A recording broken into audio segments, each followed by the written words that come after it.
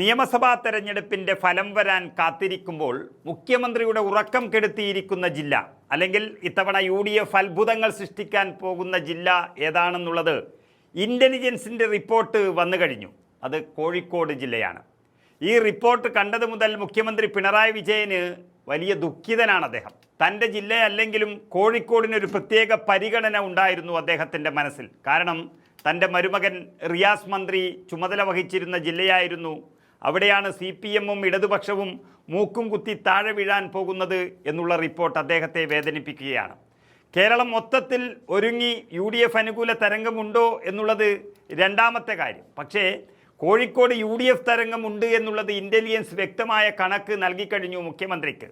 അതായത് ആകെയുള്ള 13 സീറ്റുകളിൽ UDF ഏതെല്ലാം സീറ്റുകളിൽ ജയിക്കും എന്നുള്ളതിന് 100% ഉത്തരവും ആരും നൽകുന്നില്ലെങ്കിലും ഒരു കാര്യം ഒറ്റ സ്വരത്തിലാണ് എല്ലാവരും പറയുന്നത്. അതായത് UDF തോൽക്കും എന്നുറപ്പിച്ച് പറയാനുള്ളൊരു മണ്ഡലം ഇത്തവണ കോഴിക്കോട് ജില്ലയിൽ ഇല്ല എന്നുള്ളതാണ്. നമുക്കറിയാം, നിലവിൽ ആകെയുള്ള 13 സീറ്റുകളിൽ UDF-ന് വെറും 2 സീറ്റുകൾ മാത്രമാണുള്ളത്. അതിൽ തന്നെ ഒന്ന് RMPയുടെ KK രമ വിജയിച്ച വടകര മണ്ഡലം, മറ്റൊന്ന് മുസ്ലിം ലീഗിലെ MK മുനീർ വിജയിച്ച് വന്നിട്ടുള്ള കൊടുവള്ളി മണ്ഡലവും മാത്രമാണ്. കോൺഗ്രസിന് ഒരു സീറ്റ് പോലും ആ പരിസരത്ത് എവിടെയും ഇല്ലാതെ പതിറ്റാണ്ടായി. എന്നാൽ അതിനൊക്കെയാണ് ഇത്തവണ മാറ്റം വരാൻ പോകുന്നത്. കോഴിക്കോട് ജില്ലയിൽ ഇങ്ങനെ ഒരു UDF തരംഗം വരാൻ കാരണം എന്താണെന്ന് ചോദിച്ചാൽ LDF ഭരണത്തോടുള്ളൊരു മടുപ്പും ഒപ്പം പ്രധാനമായും ജില്ലയുടെ ചുമതല വഹിക്കുന്ന റിയാസ് മന്ത്രിയോടുള്ള നീരസവും എല്ലാം ചേരുന്നുണ്ട്. അത് CPM-നുള്ളിൽ നിന്ന് തന്നെയാണ് വരാൻ പോകുന്നത്. അതിശക്തമായ പ്രവർത്തനം കൊണ്ടും പാരമ്പര്യം കൊണ്ടും നല്ല സ്റ്റാൻഡേർഡുള്ള ഒരു ജില്ലാ കമ്മിറ്റിയും നേതൃത്വവുമായിരുന്നു കോഴിക്കോട് ജില്ലാ CPM-നുണ്ടായിരുന്നത്. എന്നാൽ ജില്ലയുടെ CPM-ൻ്റെ അധികാരം മുഹമ്മദ് റിയാസിൻ്റെ കയ്യിൽ കിട്ടിയതിന് ശേഷം CPM-ഉം ഒരു ബിസിനസ് പാർട്ടിയായി മാറി എന്നുള്ളതാണ് പാർട്ടിക്കുള്ളിൽ നിന്നും തന്നെയുള്ള അഭിപ്രായം. അത് പിണറായിയിൽ നിന്നും പഠിച്ചതായിരിക്കാം. മുഖ്യമന്ത്രിയുടെ ക്യാബിനറ്റിലെ മന്ത്രിയും അതുപോലെ മകളുടെ ഭർത്താവും എന്നുള്ള 2 പദവികളും കൊണ്ട് കോഴിക്കോട്ട് ശരിക്കും തകർത്താടുകയായിരുന്നു മുഹമ്മദ് റിയാസ്. അത് സഹിക്കാൻ കഴിയാത്തത് കൊണ്ടാണ് സൂപ്പർ മുഖ്യമന്ത്രിക്കൊരു കടിഞ്ഞാൺ ഇടാൻ വേണ്ടി ആ രീതിയിൽ ജില്ലയിലെ CPM നേതാക്കളൊക്കെ ചേർന്ന് ജില്ലയിൽ നിന്നുള്ള മുൻ MLA-യും ജനകീയ നേതാവുമായ പ്രദീപ് കുമാറിനെ മുഖ്യമന്ത്രിയുടെ പ്രൈവറ്റ് സെക്രട്ടറിയായി നിയമിച്ചത്. അങ്ങനെയെങ്കിലും മുഖ്യമന്ത്രിയുടെ അടുത്തെത്താൻ കോഴിക്കോട്ടെ പാർട്ടിക്കാർക്ക് കഴിയുമോ എന്നുള്ളത് അവർ നോക്കുകയായിരുന്നു. അതിനൊപ്പം തന്നെ അതിശക്തമായ ഭരണവിരുദ്ധ വികാരം കൂടി പ്രതിഫലിച്ചപ്പോൾ കോഴിക്കോട് UDF തരംഗമായി എന്നാണ് രഹസ്യാന്വേഷണ വിഭാഗം പറയുന്നത്. ഏതായാലും ആകെയുള്ള 13 സീറ്റിൽ LDF-ന് ഉറപ്പിച്ചു പറയാൻ കഴിയുന്ന സീറ്റുകൾ ഒന്നും തന്നെ ഇത്തവണത്തെ നിയമസഭാ തെരഞ്ഞെടുപ്പിൽ കോഴിക്കോട്ടില്ല എന്നുള്ളതാണ് യാഥാർത്ഥ്യം. ഏത് കൊടുങ്കാറ്റിലും ആടി ഉലയാതെ നിന്നിട്ടുള്ള മണ്ഡലമാണ് ബേപ്പൂർ എന്ന് പറയുന്നത്. ആ ബേപ്പൂരിൽ മുഹമ്മദ് റിയാസ് കഷ്ടിച്ച് രക്ഷപ്പെട്ടാൽ ഭാഗ്യം എന്നുള്ള തരത്തിലുള്ള റിപ്പോർട്ടുകളാണ് പുറത്തു വരുന്നത്. എങ്കിലും അടിയൊഴുക്ക് ഉള്ളതുകൊണ്ട് അതും പറയാൻ കഴിയാത്തൊരവസ്ഥയാണ്. ഇനി ഏറ്റവും കൂടുതൽ LDF-നെ നിലം പരിശാക്കാൻ പോകുന്നത് ഷാഫി പറമ്പിൽ MP ആയിട്ടുള്ള വടകര മണ്ഡലത്തിൽപ്പെടുന്ന 5 നിയമസഭാ സീറ്റുകളാണ്. അതിൽ വടകര മാത്രമാണ് ഇപ്പോൾ കയ്യിലുള്ളത് KK രമ. അത് ഇത്തവണയും എളുപ്പത്തിൽ കിട്ടുമെന്നും എല്ലാ റിപ്പോർട്ടുകളും പറയുന്നു. അതിനു പുറമെ കുറ്റിയാടി മുസ്ലിം ലീഗിലെ പാറക്കൽ അബ്ദുള്ള അതിശക്തമായ പോരാട്ടത്തിലൂടെ പിടിച്ചെടുക്കുകയും UDF അധികാരത്തിലെത്തിയാൽ ഒരുപക്ഷെ മന്ത്രിയാക്കുകയും ചെയ്യുമെന്നുള്ളതാണ് റിപ്പോർട്ടുകൾ സൂചിപ്പിക്കുന്നത്. കാരണം അദ്ദേഹം കോഴിക്കോട് ജില്ലയിലെ UDF-നെ തിരിച്ചു കൊണ്ടുവരാൻ പ്രവർത്തിച്ച ഏറ്റവും ആദ്യത്തെ നേതാക്കന്മാരിൽ ഒരാളാണ്. അതുകൊണ്ട് തന്നെ UDF നേതൃത്വം, മുസ്ലിം ലീഗ് നേതൃത്വം അദ്ദേഹത്തിന് വിളിച്ച് മന്ത്രിസ്ഥാനം കൊടുക്കുമെന്നുള്ള സൂചനകളാണ് ലഭിക്കുന്നത്. അതുപോലെ തന്നെ ചരിത്രത്തിൽ ഇതുവരെ കോൺഗ്രസിന് ലഭിക്കാതിരുന്ന നാദാപുരം സീറ്റ് യുവനേതാവ് KSU മുൻ അധ്യക്ഷൻ KM അഭിജിത്തിലൂടെ കോൺഗ്രസ് അല്ലെങ്കിൽ UDF പിടിച്ചെടുക്കുമെന്ന് ഉറപ്പായി കഴിഞ്ഞു.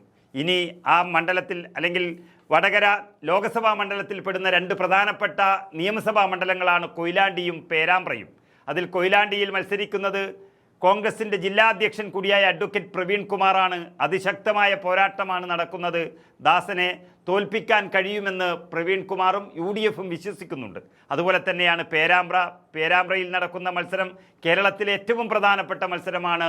LDF-ന്റെ കൺവീനറായിരിക്കുന്ന TP രാമകൃഷ്ണനെ തോൽപ്പിച്ചാൽ, അതും ഫാത്തിമ തഹ്ലിയ എന്ന ഒരു പെൺകുട്ടി, മുസ്ലിം ലീഗിൻ്റെ UDF-ന്റെ നേതാവ് ടി.പി. രാമകൃഷ്ണനെ തോൽപ്പിച്ചാൽ അത് കേരളത്തിൻ്റെ ചരിത്രത്തിൽ തന്നെ ഏറ്റവും വലിയ വിജയമായി മാറും എന്നുള്ളതിൽ സംശയമില്ല. പിടിച്ചെടുക്കും എന്ന് തന്നെയാണ് സർവേ റിപ്പോർട്ടുകളിൽ പറയുന്നത്. അത് CPM-നെ എത്രത്തോളം ഞെട്ടലുണ്ടാക്കുമെന്നുള്ളത് കണ്ടു തന്നെ അറിയണം. അതുപോലെ തന്നെ ബാലുശ്ശേരി VT സൂരജ് എന്ന KSUവിൻ്റെ ജില്ലാ പ്രസിഡന്റ് നേരിടുന്നത് സച്ചിൻ ദേവ് എന്ന സിറ്റിംഗ് MLA ആണ്. ബാലുശ്ശേരിയിലും അതിശക്തമായ മത്സരമാണ് നടക്കുന്നത്. ഒരുപക്ഷെ അതും UDFിൻ്റെ കൈകളിലേക്ക് വരാൻ സാധ്യത ഏറെയാണ്. ഇനി ഏലത്തൂർ മണ്ഡലത്തിലേക്ക് പോവുകയാണെങ്കിൽ UDFിൻ്റെ കോൺഗ്രസിൻ്റെ വനിതാ യുവ നേതാവ് വിദ്യാ ബാലകൃഷ്ണൻ നേരിടുന്നത് പിണറായി സർക്കാരിലെ വനം വകുപ്പ് മന്ത്രിയായിരുന്ന AK ശശീന്ദ്രനെയാണ്. പ്രായാധിക്യം കൊണ്ട് ഇനി അദ്ദേഹം MLA ആകരുത് എന്ന് മണ്ഡലത്തിലെ LDF പ്രവർത്തകർ തന്നെ തീരുമാനിച്ചൊരിടത്തു തന്നെയാണ് അദ്ദേഹത്തെ വീണ്ടും MLA സ്ഥാനത്തേക്ക് മത്സരിക്കുന്നത്.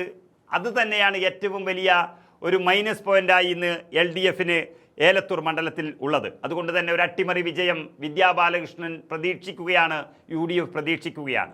മറ്റൊരു മണ്ഡലം കോഴിക്കോട് നോർത്താണ്. Advocate K. ജയന്ത് എന്ന KPCC ജനറൽ സെക്രട്ടറി മത്സരിക്കുന്നു. എതിർ സ്ഥാനാർത്ഥിയായി തോട്ടത്തിൽ രവീന്ദ്രൻ LDFിൻ്റെ സിറ്റിംഗ് MLA മത്സരിക്കുന്നു.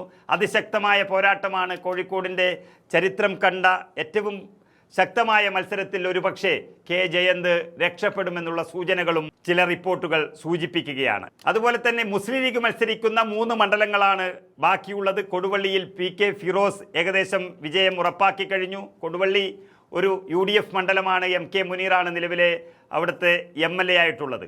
തിരുവമ്പാടിയാണ് മറ്റൊരു സീറ്റ്. CK കാസിം ലിൻഡോ ജോസഫ് എന്ന LDFിൻ്റെ സിറ്റിംഗ് MLAയെ നേരിടുന്നു.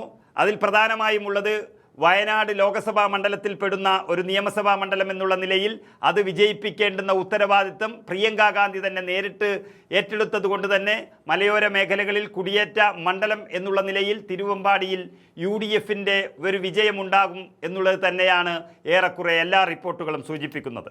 മറ്റൊരു മണ്ഡലം കുന്നമംഗലമാണ്. MA റസാഖ് മാസ്റ്റർ PT റഹീം എന്ന സിറ്റിംഗ് MLAയെ നേരിടുകയാണ്. PT റഹീം എത്രയോ കാലമായി MLA ആയി നാട്ടുകാർക്ക് തന്നെ മടുത്തൊരു സാഹചര്യത്തിലാണ് MA റസാഖിൻ്റെ വിജയം അവിടെ സുനിശ്ചിതമാണ് എന്ന് UDF കേന്ദ്രങ്ങൾ പറയുന്നത്. അതുതന്നെയാണ് മിക്ക റിപ്പോർട്ടുകളും പുറത്തു വന്നിരിക്കുന്നത്. അങ്ങനെ ഉറപ്പായും 2 സീറ്റുകളിൽ നിന്നും 10ലേറെ സീറ്റിലേക്ക് UDF കോഴിക്കോട്ട് കുതിക്കും എന്നുള്ള റിപ്പോർട്ടുകളാണ് രഹസ്യ അന്വേഷണ വിഭാഗത്തിൻ്റെ ഭാഗത്തു നിന്നും പുറത്തു വന്നിരിക്കുന്നത്. അതുകൊണ്ട് തന്നെ കോൺഗ്രസിൻ്റെ ഒരാൾക്കും ഒരുപക്ഷെ മന്ത്രിസ്ഥാനം വിളിച്ചു കൊടുക്കും UDF നേതൃത്വം എന്നുള്ളതും പറഞ്ഞു കേൾക്കുന്നു. അത് DCC അധ്യക്ഷൻ അഡ്വക്കേറ്റ് പ്രവീൺ കുമാർ ആയിരിക്കും. അല്ലെങ്കിൽ ഒരുപക്ഷെ വിജയിച്ചു വരികയാണെങ്കിൽ ഈഴവ പ്രാതിനിധ്യം എന്നുള്ള നിലയിൽ അഡ്വക്കേറ്റ് K. ജയന്തിനും മന്ത്രിസ്ഥാനത്തേക്ക് സാധ്യത ഏറെയാണ്.